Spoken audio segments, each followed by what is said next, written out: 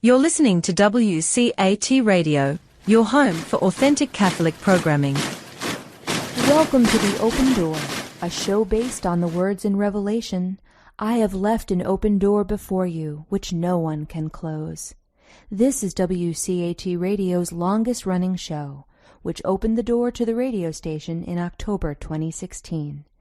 It's currently offered by Jim Hanink, Mario Ramos Reyes and friends, and remains open to the love of God in its call to build a culture of life and a just social order through the panel's discussion of the Catholic social teaching principles of solidarity, subsidiarity, and economic democracy. The Open Door also explores nonviolence, distributism, and communitarianism.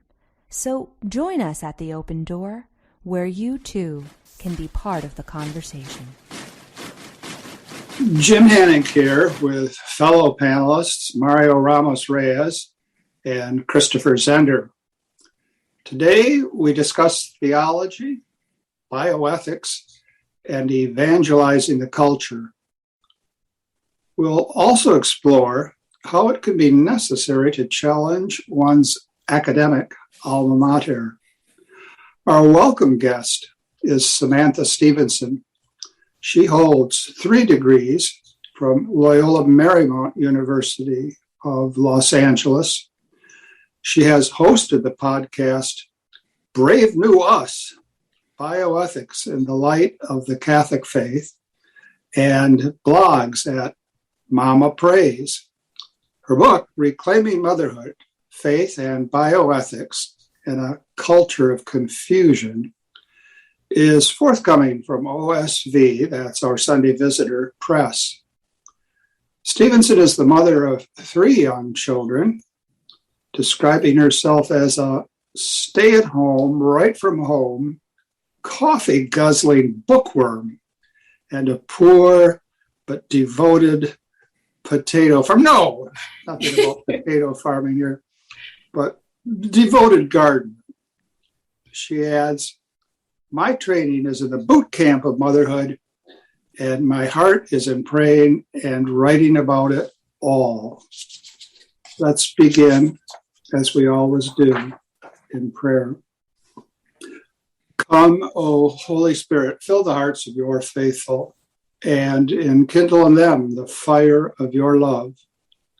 Send forth your Spirit, and they shall be created, and you shall renew the face of the earth. O God, who has taught the hearts of the faithful by the light of the Holy Spirit, granted by the gift of the same Spirit, we may be always truly wise and ever rejoice in his consolation. Through Christ our Lord. Amen.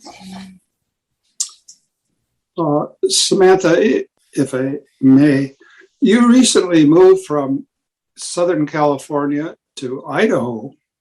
Have you experienced any culture shock? You know, it's funny that the people here keep talking about traffic.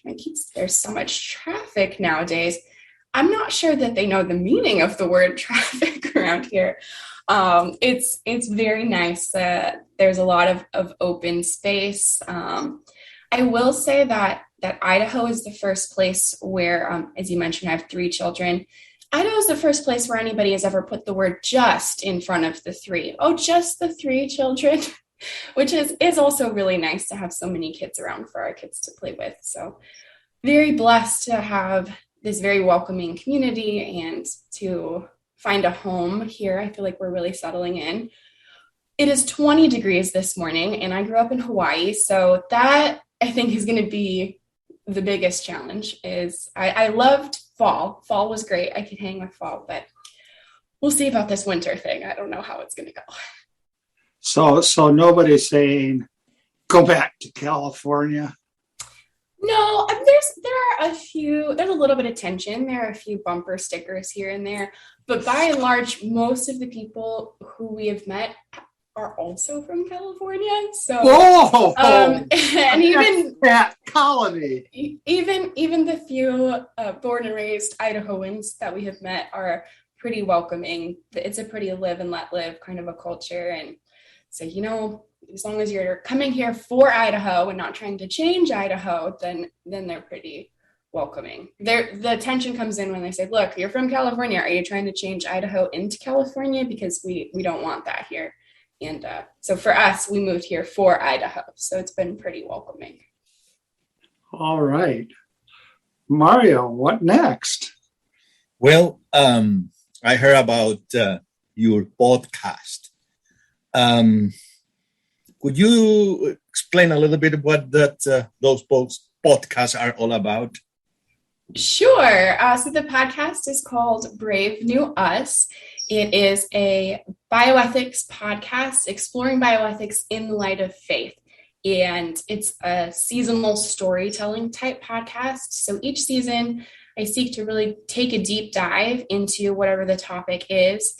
So season 1 was exploring genetic editing. So we talked to bioethicists, theologians, priests, and also lay faithful people who are deeply affected by these issues, suffering from genetic disorders, and people who really are worried about the eugenic aspect of something like genetic editing. So we looked at that from several different angles. And season 2 is in production right now. We're looking at reproductive technologies, the bioethics of motherhood and reproduction.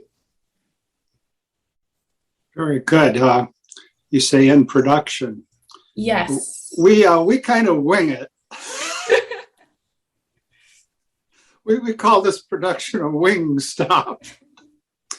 Now, it's not quite a household word, but tell us what CRISPR is. So CRISPR is the latest in gene editing technology. So basically what CRISPR allows you to do pretty effectively and affordably is to intervene on the human genome and essentially snip the bit out that you find undesirable and replace it with a gene that you find that you would more like to be manifest. So it's kind of like taking a Word document and cutting out letter E on page 5 in a certain word and replacing it with whatever it is that you need to edit out. That opens up a lot of possibilities. It certainly does, yeah.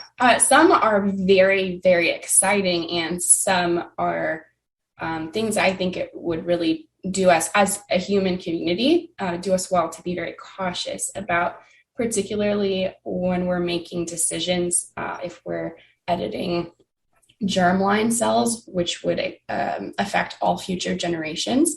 We need to be really careful when we think about employing these kinds of technologies, because again, we're not just making decisions for ourselves. In that case, we're making decisions for the rest of the future humankind. And so I think it's really important that we're careful about what kinds of technologies we choose to employ and those ripple effects that some we can foresee and some invariably we do not know what will come of them. And so being careful about those things and really thinking through them to the best of our ability, and then proceeding with a degree of humility and recognizing that there are effects that we won't be able to foresee. And that's the reality of new technologies. Christopher, your turn. Yeah, I'm not at all familiar with gene editing, but it's something I would never want done with myself. I suppose, you talk about the future problems with it, and that's just like a lot of things with modern medicine. We don't know. There's a lot of experimentation being done, and I think we're actually operating on a level which we don't really understand. So, what is it that's the claim, that the chief claim for the benefit of this?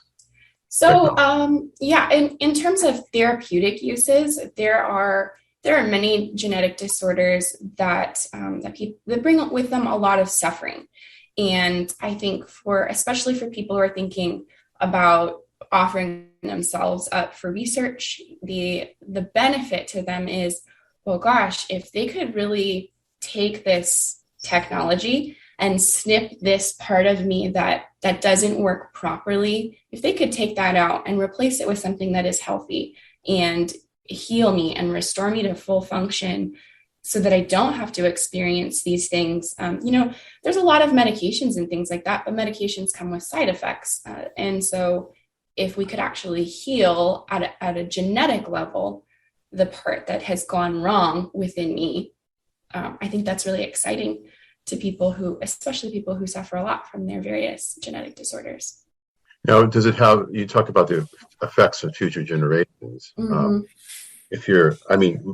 Could the genetic change be actually passed down to one's children? Yeah, so there's two different kinds of genetic editing. You could edit the somatic cells. So if we're talking about you're just editing the cells of the person that you see in front of you, those changes would not be passed down. Some genetic editing is being done on germline cells. So those are the cells that would be passed down. And those changes are something that you wouldn't be able to take back from that particular genetic line. Those would pass down to the children, the children's children, so on and so forth. Yes. So on one level, if it's just done to an individual, that's no big deal, but it's really, in terms of the whole common good, it's not that big a deal. Mm-hmm. You at best, you're trading one evil for another evil. At worst, I guess. But when you're talking about future generations, that seems to be a very dicey thing. Yeah, there's, even if you're just strictly medically speaking, if you're altering the cells of an individual who's in front of you who can consent to that procedure, mm-hmm. that's one thing. But once you start messing with future generations, we're altering our children in ways, and their children and their children in ways that obviously, not having been born yet, they can't consent to, and perhaps would have chosen not to, were they able. So those are things I think we should be really careful about. And I think humanity has a history of choosing to proceed and to assume that all progress is good progress. And that is not necessarily so. And I think, especially when we have these kinds of technology that can alter who we are as human beings, we need to reflect on, well, what does that mean to be a human being? And does this change or this shift make us more, or bring us more of what is good about being human? Or are we chasing some goal that is not necessarily amongst the great fruits of being a relational, rational creature? Yeah, and I guess one more thing too is that one of the dangers is that we live in a culture where the body is considered to be something which is just malleable. We've kind of gone, Jim probably remembers this from the 60s. People were talking about then the body is important, right? But now it's like the body is not important. We can just manipulate it at will. So with that kind of cultural underpinning, it's very dangerous. Yeah, it is.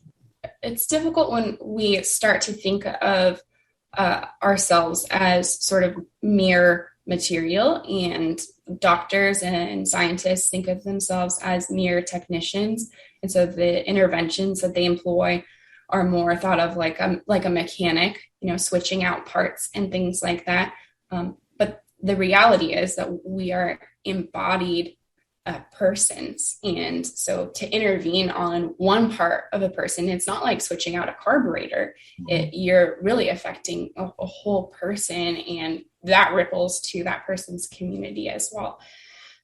So it's a lot more complicated. Not to disrespect auto mechanics. They do something I never will be able to do. So God bless them. What is a universal? One thing in philosophy, another thing in auto mechanics. Far be it from us to introduce mere slogans, but there's something to be said for the notion that the best innovation serves a kind of preservation. So CRISPR as a medical scientific innovation but at its best, it seems, it preserves a healthy genetic structure, or it's in service of a healthy genetic structure. Which structure, from an evolutionary point of view, took aeons to develop. But instead of having innovation in the service of preservation, we very oftentimes have innovation for the sake of innovation. But that's a sidebar here. What about Mama Praise? You pod on your casts, but you also blog. Yes. On your blog. True. Tell us about that. Well, that's actually one of the first projects that I started working on, finding myself free of my teaching career, finally through my master's programs, and I was at home with my very, very, very small children, who are now just very small. And I really wanted to, I was journaling a lot. I've always journaled. I really wanted to share the things that I was praying about with other women who I think face the same or similar sorts of struggles. And I have, thanks to Loyola Marymount, a beautiful background in Ignatian spirituality, and being able to see God in all things is a gift that I got from my time there and from my training there. And there are just all kinds of crazy things that children do that, crazy, heartbreaking, silly, ridiculous. But in all of that, I think if we want to start thinking about and praying with the image of God and parental love a little bit more deeply, there's a lot of fruit that can come out of that. So Mama Prays is really my attempt to articulate and to go back and to, in an Ignatian mindset, reimagine myself in that situation, but say, where is God working here? Where is God speaking to my heart? And I think that in sharing those things with people, even men who are not mothers. What? even men?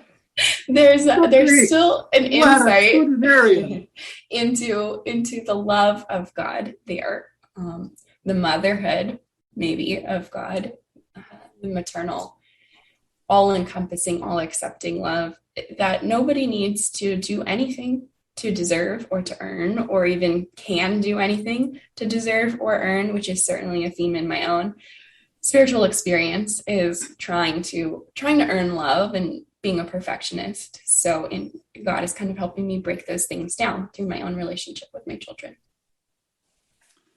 Before you expand constructively on that, I have a riddle for you. Okay. 3 parts, followed by a question. Part 1, imagine a forest. Got it? Got it. All right. Imagine that there is a man in the forest. Uh-huh. Now imagine that there is no woman in the forest. Comes the question, if the man were to say something, would he still be wrong? I think that depends upon the quality of what he said and whether or not it corresponds to the truth. That's a very open-minded, generous answer. The last individual in your demographic to whom I posed that riddle said to me in no uncertain terms, guy talking to himself in the woods, what do I care? Well, maybe he has to externally process. Maybe the trees are ants. What kind of reception has your blog had? It's actually been really nice. A lot of people I send it out sometimes by email, more or less consistently, and people will respond and say, this really hit me where where I am in my motherhood today. Or I have a friend who's a priest, and he would respond and say, gosh, that was really helpful way to think about this. And not having experience in parenthood myself, do you mind if I share that in a homily or something? I was like, yes, thank you so much for even reading it. So that's been really nice. Writing can sometimes feel lonely because the most exciting part and the part that you love so much is something that you do by yourself, and that's great. And then you put it out there, and sometimes you hear things and sometimes you don't. And that's kind of the nature of being a writer, I think. Not to get too caught up in how things are going, but to just listen to the call of the Spirit and really give your last 2 coins or your 2 fish and just see where the Holy Spirit takes it. All right, Mario, you've been known to post a thing or two. What follow-up? Well, I'm curious about, you mentioned the culture of confusion. What do you mean by that? Is that a generational thing, or you see that widespread across the board? Would you mind describing it? Yeah, of course. So I think there's a lot of, culture phrases. We have the culture of life. We have the culture of death. We have the throwaway culture Pope Francis speaks about. And so the culture of confusion was really my attempt to articulate what I'm seeing so much in my generation and as a fruit of theology and philosophy, to take a step back and say, well, that it seems like the error message. Is it coming okay? Is it coming across okay still? Yeah. Okay. There was a couple of pauses, but go ahead. So it seems like the church is saying no, no, no, and our culture says yes, yes, yes. Whatever it is, be who you want, create yourself.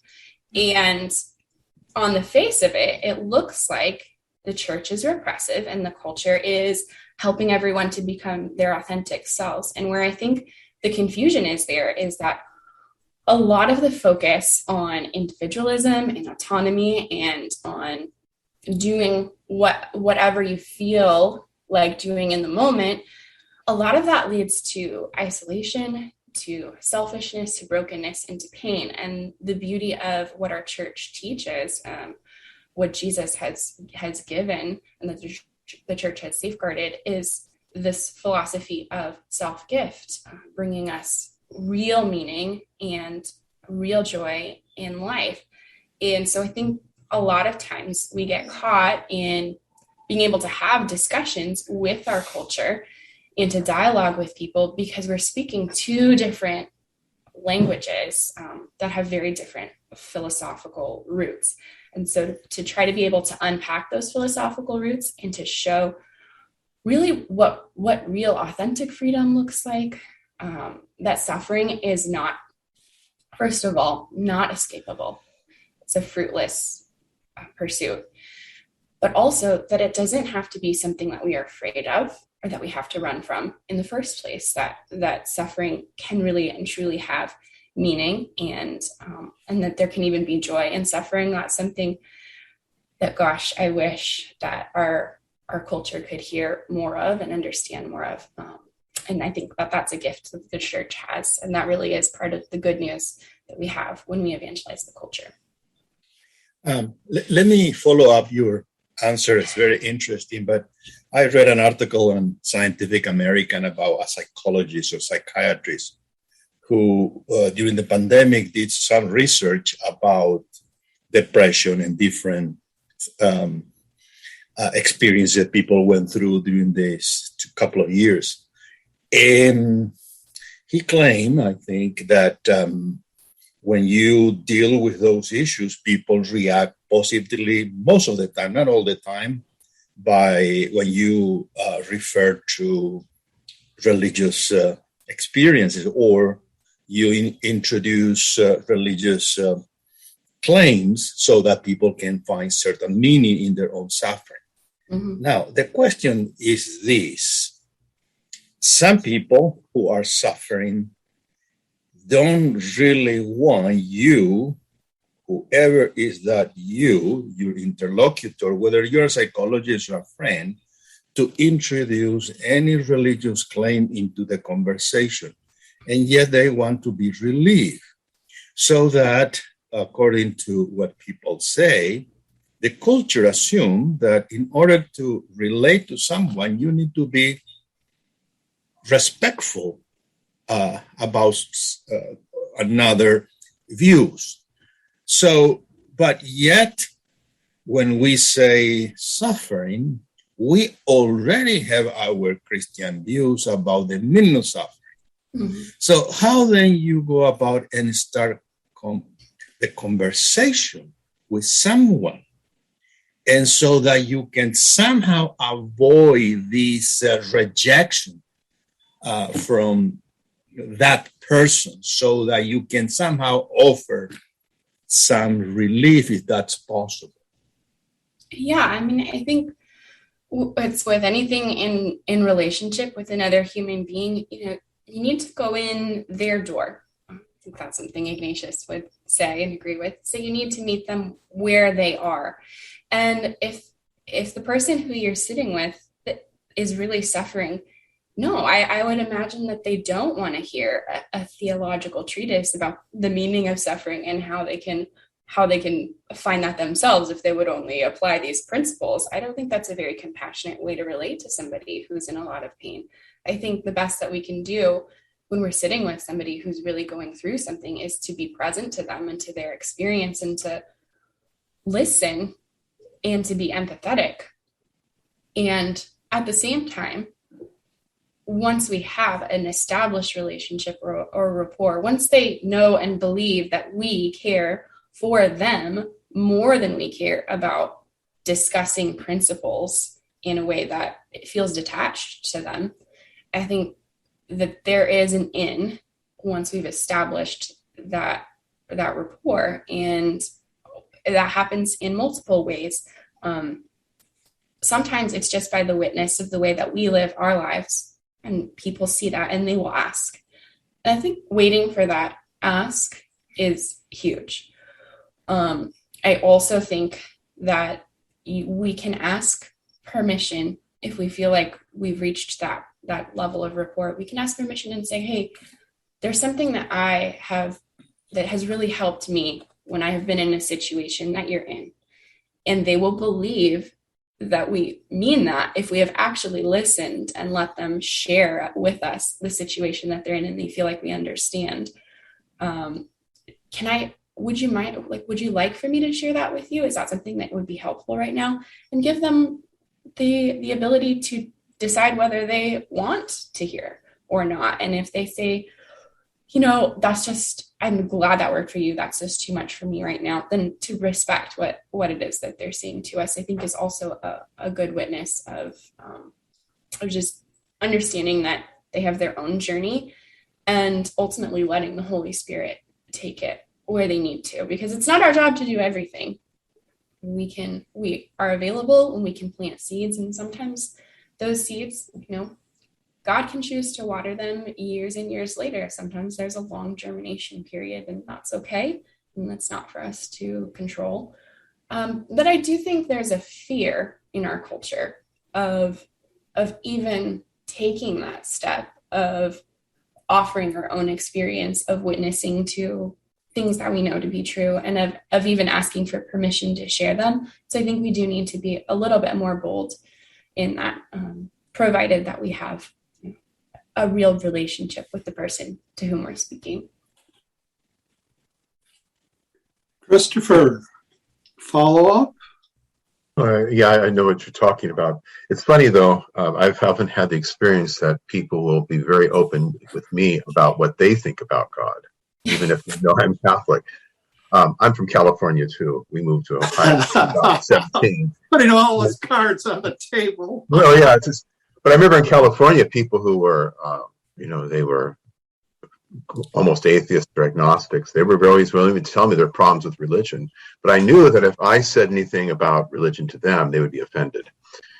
Whereas out here, people talk about religion in a very positive sense. A good deal of the time, people just bring it up in conversation. So, yeah, it's the opportunities are quite different. I'm curious about one of the questions we want to ask about Loyola Marymount. You're challenging your alma mater.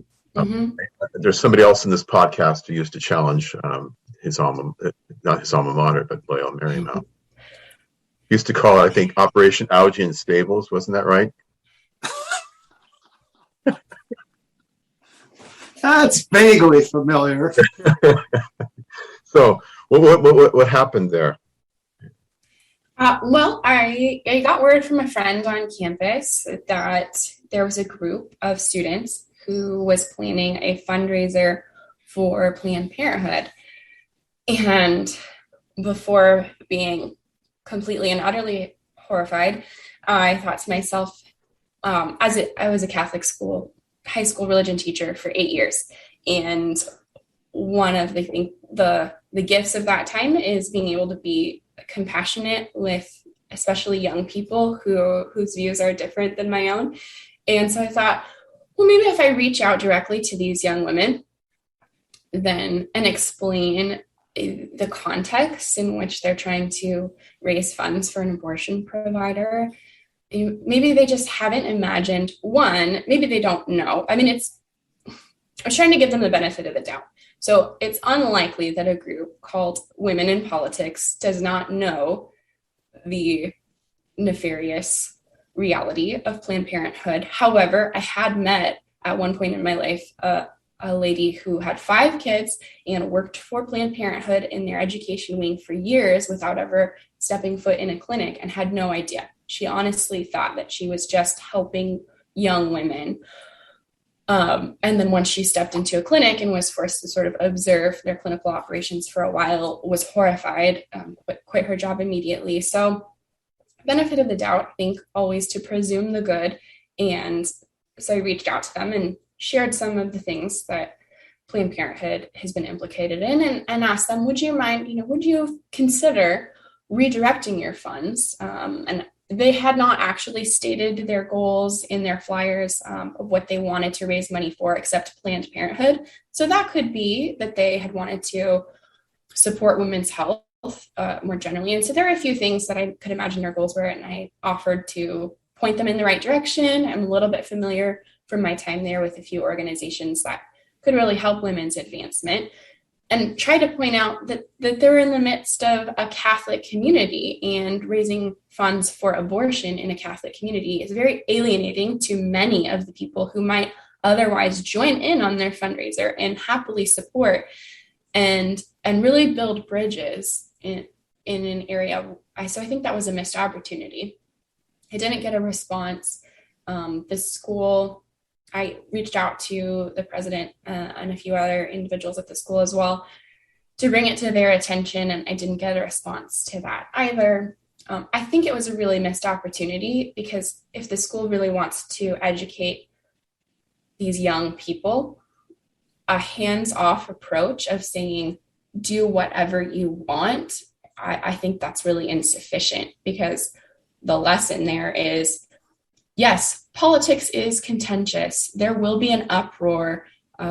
Proceed as you must and follow your own conscience. And I think that's a poor way to be forming our future women in politics. I think that they missed the opportunity to sit them down and explain, you are a part of and you're seeking education from a Catholic community. These are the values for which we stand. And they could have helped them imagine a different way of doing politics. We see that the current way of doing politics in our country is not a great example for how to encourage dialogue and kind of seek answers in a life-affirming way.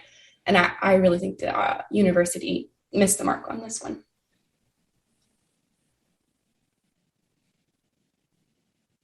Continue, Christopher.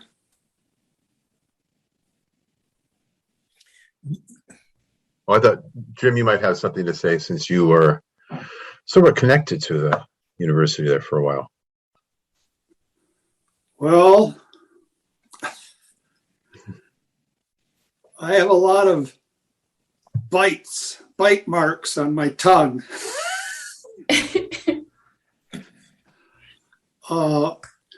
It's always helpful for me to hear what other people are experiencing.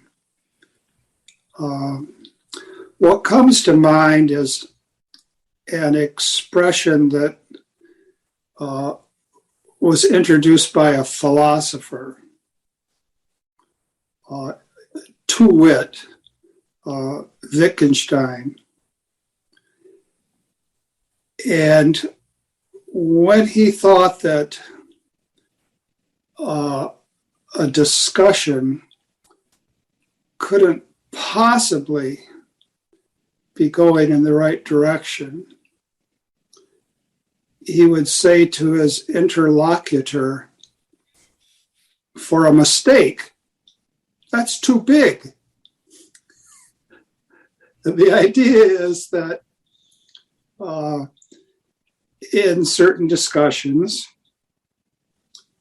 controversies, frank and candid exchanges, heartfelt dialogues, we can make mistakes. Well, I myself made one back in 1957.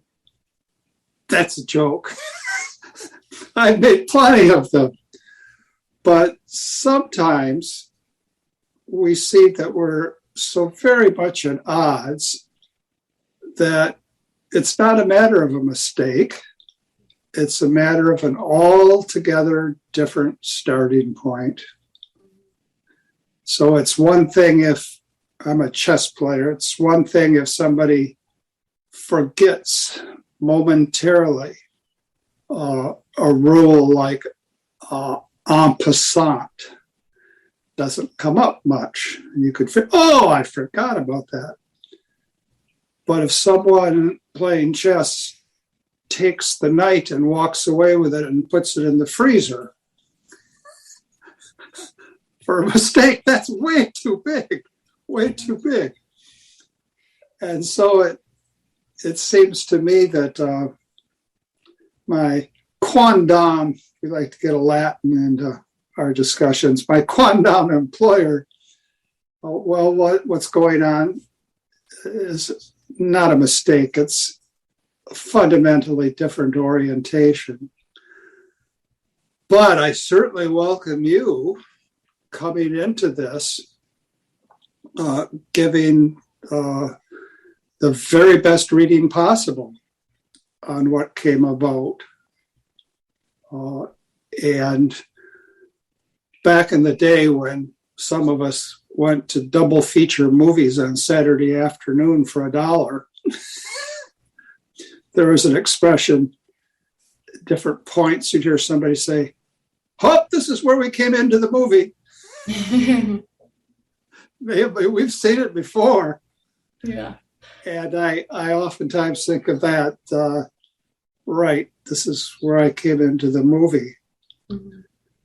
But now maybe we could look to see, you noted that initially you had no response when you raised the matter, but your raising the matter led to the questions being raised in 15 different publications? Yeah, 20 different publications. So the issue is very much in at least the Catholic public eye, even America. The Journal of the Jesuit Order raised the issue. And so with this issue raised and raised and raised again, has there been any response?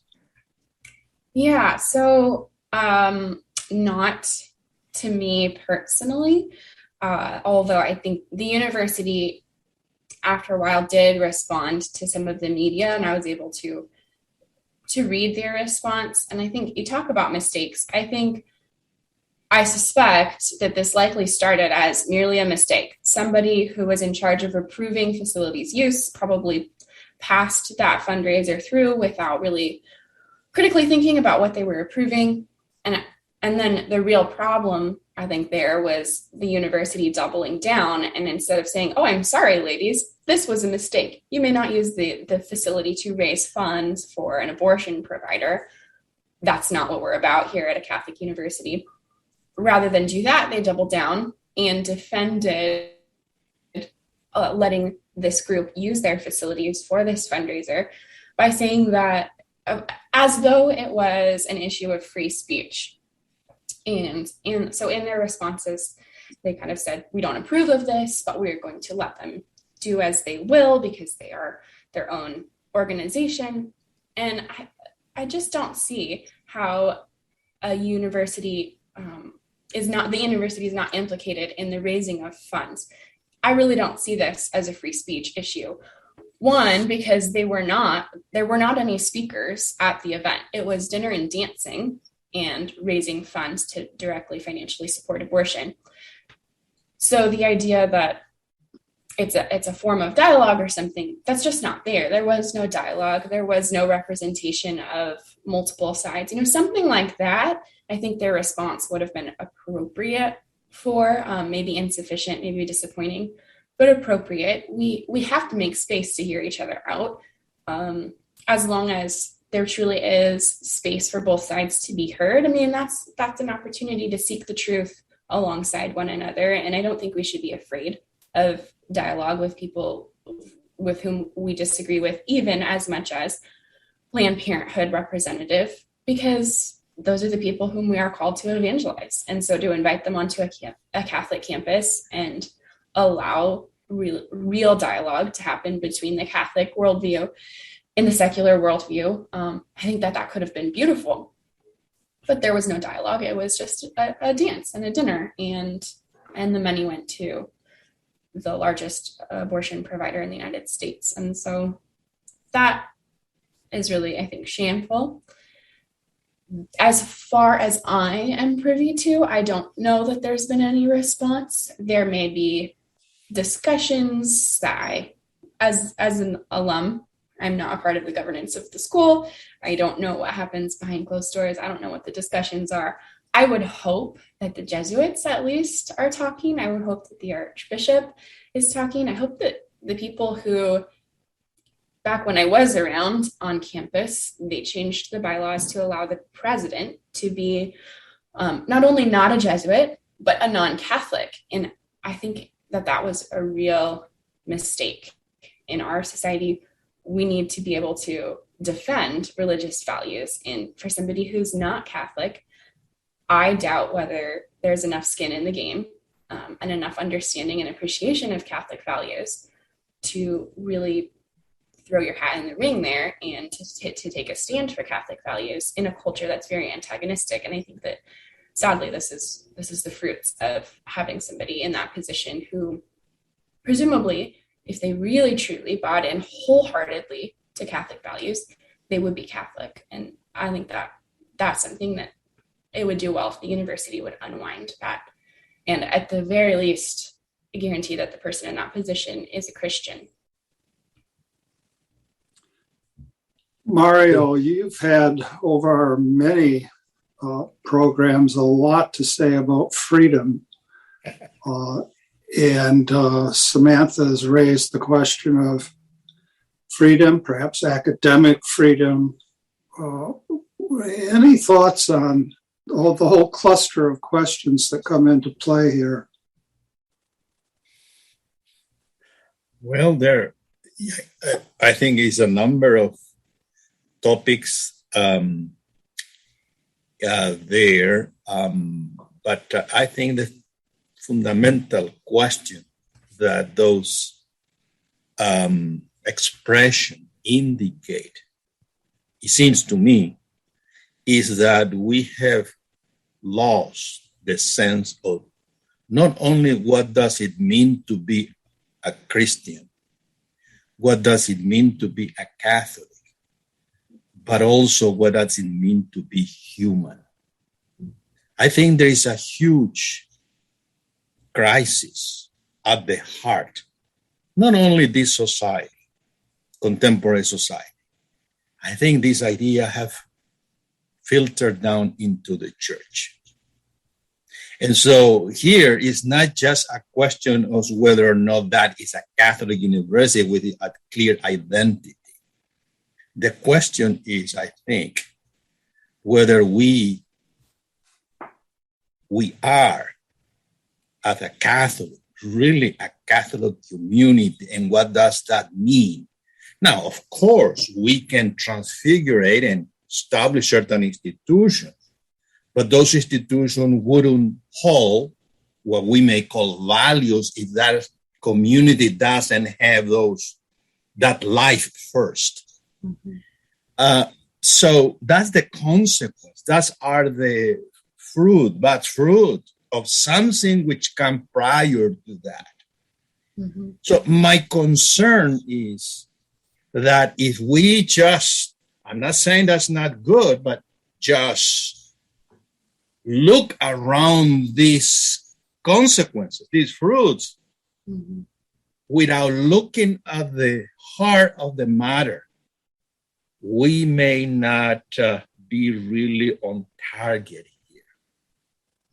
And so, to me, those events show that there is something at the core which is not really, I would say, human. And human in this sense, we are free to speak, and you are no one to interfere in my speech, the same way that I have no right to interfere in your speech. And so if we are missing that, then everything is up for grabs. And I'm going to finish with this, which caught my attention. A week ago, Argentina held legislative midterm elections, like any other country. The opposition won, barely, but did win. And did win overall the country. The president said, we did win. So he lied. Everything, and then let's celebrate our victory. Now, I don't see that as a political failure. I see behind that epistemological, anthropological, a lack of see what reality is all about. And this is language, and began manipulating language. How then we go about and solve that politically? Now, because the other side may have the same issues. So here we reach to a point that there is something rotten at the core. And if we don't see that, we are trying to solve politically. And I don't think we will solve much in the long term. So we need to go back to basics. That's my reflection. I may be wrong on that, but just one point to discuss in this issue, as we did, and I did, about the identity of the Catholic University is useless because people have lost the sense of what identity really means. And so we are waiting for Benedict, as McIntyre says. Yeah, I think it's very difficult to talk about an identity if it is detached from the human experience, and if your community is made up of people who would hold up their own identity to be radically different than the communal identity that you are trying to promote. That's going to be something that is, I think, as you say, just inauthentic. The idea that I think it's something like 24%, 24% of LMU's faculty is Catholic. I don't know of the student body how many students are Catholic, but to claim to be a Catholic community And even if you identify and write down on a paper that you are Catholic, that doesn't mean that you claim that or understand that as part of your identity, or that these values are something that you want to grow in. Ideally, if you were within a community of people who are also striving towards that identity, you could do that together. But if you have on paper, this is our identity, these are the values, that sort of will ring hollow if that's not the truly what's at the heart of the community of people who are present there. And so, not being on campus myself, I don't know that I could speak to that, but if we just look purely at the numbers, I think that's obvious. Something else that's disturbing that's come to my attention out of this is that the dean of the liberal arts college, who apparently herself describes herself as an atheist, who also used to work for Planned Parenthood, has removed a commitment to Judeo-Christian values from the mission statement of the liberal arts college. So that, to me, is very troubling in terms of, what are we, as a university, I would be asking myself, what are we even striving towards if that's where we find ourselves, that we can strip ourselves of this commitment to these kinds of values. Well, it makes sense that if the person who is supposed to uphold that entire college and lead that college doesn't themselves find those to be compelling, why would that person protect those values? Or how can that person be an example, even if the whole community did find those values compelling? If their leader doesn't, it's going to be very hard to sort of steer the ship and control that rudder if you don't have that true north to steer to. Thoughts, Christopher? Well, yeah, I think that's right. It's a very fact that the university, that a mistake such as this could be made shows that there's a real lack of penetration with the Catholic, what it means to be a Catholic in the university. And what you often find, I see with a lot of these universities, Catholic universities, they'll use the term, we are a university in the Catholic tradition. Mm. Whenever I see that, I suddenly become very wary, because what does that mean? How is that different from being a Catholic university? It's almost like there's an influence. We have an influence of the Catholic faith in our university life. It's sort of inspiration. It's a background sort of thing. But when it really comes down to it, we are as a university, and that is not touched to its core, or even perhaps even superficially, by the fact that we're Catholic. And so, that I think that what you see happening here is an expression of that. I guess, it goes back to the early 70s. Was it Theodore Hesburgh at Notre Dame began this process, where basically a Catholic university is a secular university with a Catholic character to some extent, but that Catholic character really doesn't penetrate deeply into what actually happens in the university. Mm-hmm. The flavor rather right. than the substance of what we are.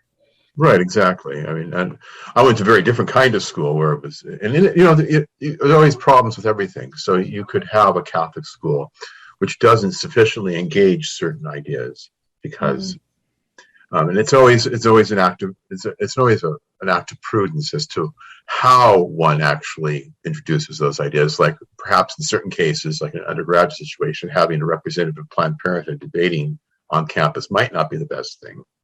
It all depends on the situation. Mm-hmm. But yet, that's but so we have to get that balance where a university and a college is generally a place where real ideas can be engaged in an honest way, and one is not simply conducting a kind of higher level catechesis.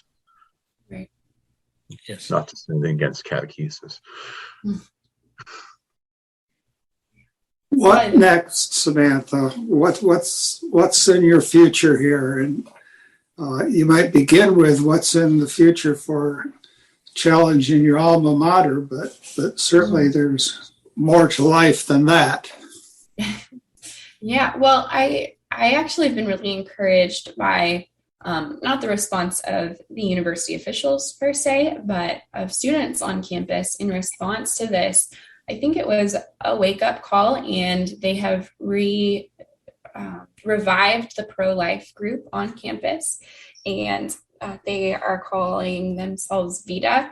And so I think that that's really beautiful to, at the very least, good things can come out of things that are not so good. And so to have the students on campus respond in that way, I think that that's really exciting. I do hope that other things come out of the challenge. At least I hope that the university is reflecting on how did we get to this point, and I hope that they have some good changes to make there.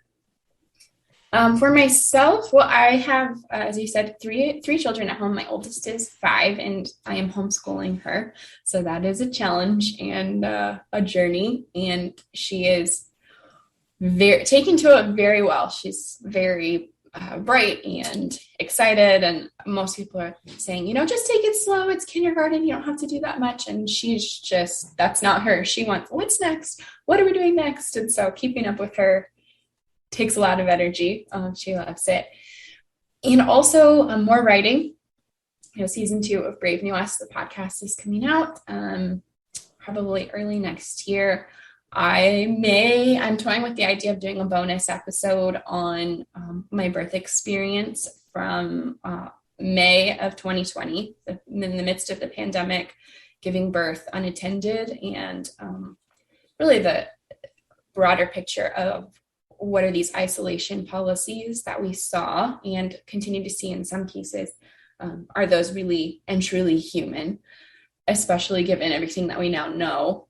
They might have been appropriate at one point in the midst of the unknown. But so looking at some of those things, issues that come up with the pandemic, and really our ideas about what we can control as human beings, and whether that might be a sort of faulty idea.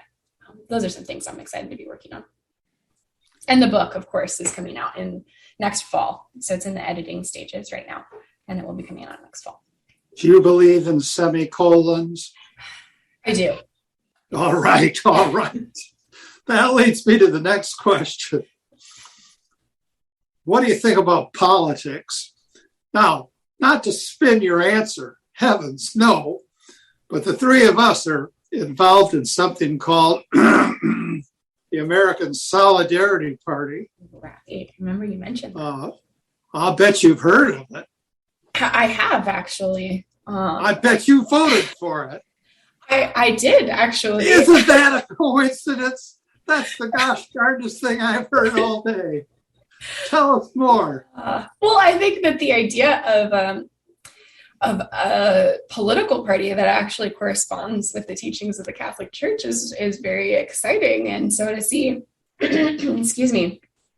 true social justice as justice for every human person promoted in a political party, that's, for Catholics, I think political homelessness is a pervasive problem. If neither one of the current dominant American political parties fully embodies the social teachings of the Catholic Church. And so if you are going to vote for either one of those parties, then you have to choose, well, what is it that I sacrifice? And you kind of have to make up your own rock, paper, scissors with, well, do I vote for dignity of the unborn? Do I vote for these solutions for the homeless and for immigrants? Do I vote for the rights of workers? Or how do I work for political change when ultimately either one of these options, I'm going to have to choose what I think is more important and what weighs on my mind or conscience more, or which candidate checks more boxes than the other. And so the idea of having an option where all life and all human beings are affirmed, I think that's something that's very exciting and appealing. It's going to work for justice across the board. That's what we're hoping for. Final thoughts, Mario or Christopher? I think I'm thought out. thought out. Mario, you'd never say such a thing as that. No. I think what the last reflection about political party, I think is very important. So I would ask just one final short question. What do you think political parties such as the American Solidarity Party must say to reach to millennials? That's interesting. I think I would go back to something you mentioned earlier, which is this healing of the heart problem.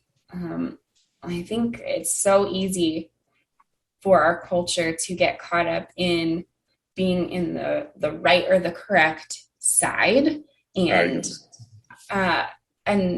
really without critically looking at what truly is underneath and being able to dialogue. I think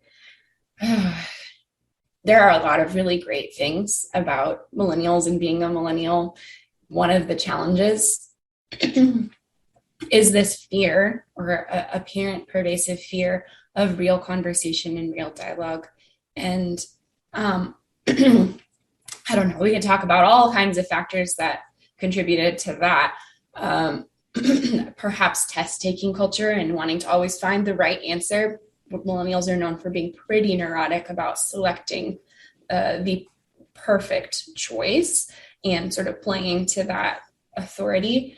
I think we need to learn as millennials a little bit of humility and say, one, it's okay to say we don't know the right answer.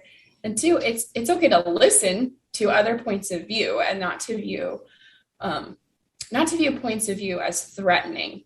Something that drives me crazy and that I myself used to do is in academic discussions to answer or to begin a sentence by saying, well, I feel that about something what we're discussing is not a feeling type of issue. If you're talking about the correct interpretation of an author's words in the text, we don't feel like Thoreau is saying one thing or the other. We think that Thoreau is saying one thing or the other, but I think millennials tend to feel threatened by the idea that they might not be getting the right answer. So if we frame it in terms of our feelings, that takes us off the hook because we're all allowed to have to feel whatever we feel, and we put feelings above thought and rational discourse. And I think we really need to go to that heart of it. We need to discover critical thinking and reasoning, and to not be threatened by that, and to be able to adopt postures of humility, and to realize that it really is okay to disagree with people. We can walk away from a conversation having learned something from somebody who believes something that's different from what we believe. And that's okay. We can disagree, and we don't all need to feel fine all the time. I would hope that as politics develop, that we can get away from this feeling-based kind of yelling at each other about what we feel is right, rather than discussing what corresponds with the truth and trying to seek that together. Thank you. One last anecdote that involves a conversation, that involves hearing what somebody else has to say, and takes us back to this question of suffering, which we addressed earlier on. Mother Teresa tells the story, and you may well have heard it, of talking to a person who is suffering terribly and saying, you're carrying the cross and Christ is kissing you from his cross. And the person to whom she said this replied, well, tell him to stop kissing me. Yeah, that reminds me of my patron saint is Saint Teresa of Avila. And I think at one point she said in exasperation, well, Lord, if this is how you treat your friends, then no wonder you have so few. And I actually think this is also something I learned from my time studying Ignatian spirituality. If that's the authentic prayer that you have to utter, I mean, we don't need to put on a face with God. If that's what we are feeling, thanks a lot, Jesus. I know I should be grateful, but right now I feel very angry and frustrated and hurt. Then that's what we bring. I mean, he knows it anyway. We might as well be real with God. And beginning attempt to hold back, it only hurts us ultimately. So if we're frustrated, then let him take our frustration. He's born worse. And we can think this over. We always end with a gospel for the day, and today's gospel is not a gospel of being nice. It's a truth-telling gospel. It's from Luke. While people were listening to Jesus speak, he proceeded to tell a parable because he was near Jerusalem, and they thought that the kingdom of God would appear there immediately. So he said, a nobleman went off to a distant country to obtain the kingship for himself and then to return. He called 10 of his servants and gave them 10 gold coins and told them, engage in trade with these until I return. His fellow citizens, however, despised him and sent a delegation after him to announce, we do not want this man to be our king. But when he returned after obtaining the kingship, he had the servants called to whom he had given the money to learn what they had gained by trading. The first came forward and said, sir, your gold coin has earned 10 additional ones. He replied, well done, good servant. You have been faithful in this very small matter. Take charge of 10 cities. Then the second came and reported, your gold coin, sir, has earned 5 more. And to this servant too, he said, you take charge of 5 cities. Then the other servant came and said, sir, here is your gold coin. I kept it stored away in a handkerchief, for I was afraid of you because you are a demanding man. You take up what you did not lay down and you harvest what you did not plant. He said to him, with your own words I shall condemn you, you wicked servant. You knew I was a demanding man, taking up what I did not lay down and harvesting what I did not plant. Why did you not put my money in a bank? Then on my turn, I would have collected it with interest. And to those standing by, he said, take the gold coin from him and give it to the servant who has 10. But they said to him, sir, he has 10 gold coins. He replied, I tell you, to everyone who has, more will be given, but from one who has not, even what he has will be taken away. Now, as for those enemies of mine who did not want me as their king, bring them here and slay them before me. After he had said this, he proceeded on his journey up to Jerusalem. Come, Lord Jesus, come. Thank you, Samantha. Samantha Stephenson, thank you so very much for joining us. Thank you. Thank you. Thank you so much for having me. It's just been such a privilege to be part of this conversation. I'm so grateful. Thank you. Well, there's many a motley crew today, and you've been visiting with one. So Godspeed to you. Thank you. Thank you. Take care. Thank you for listening to a production of WCAT Radio. Please join us in our mission of evangelization. And don't forget, love lifts up when knowledge takes flight.